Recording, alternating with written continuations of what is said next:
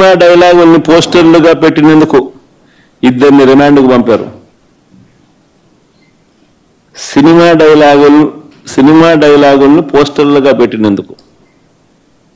అడుగుతా ఉన్నా, నీకు అంత కష్టంగా ఉంటే సెన్సార్ బోర్డులో దానికి ఎందుకు పర్మిషన్ ఇవ్వాలా?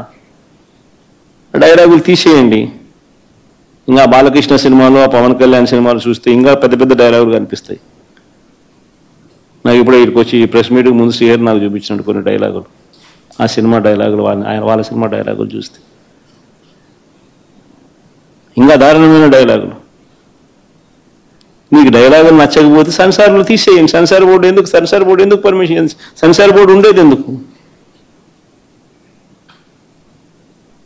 అంతేగాని ఆ సినిమా డైలాగులు, సినిమా వచ్చిన తర్వాత, రిలీజ్ అయిన తర్వాత ఆ సినిమా డైలాగులు, ఆ సినిమాలో మంచి పాటలు ఉంటే ఆ మంచి పాటలు అవన్నీ న్యాచురల్గా ప్రసిద్ధి చెందుతాయి.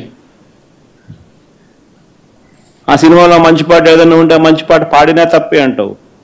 ఆ సినిమాలో ఏదైనా మంచి డైలాగులు ఏదైనా వీళ్ళకి నచ్చితే ఆ నచ్చిన డైలాగులు వీళ్ళు పోస్టర్లుగా పెట్టినా తప్పే, వీళ్ళు మాట్లాడినా తప్పే, వాళ్ళు చేసిన యాక్షన్లో వీళ్ళు చేసినా తప్పే.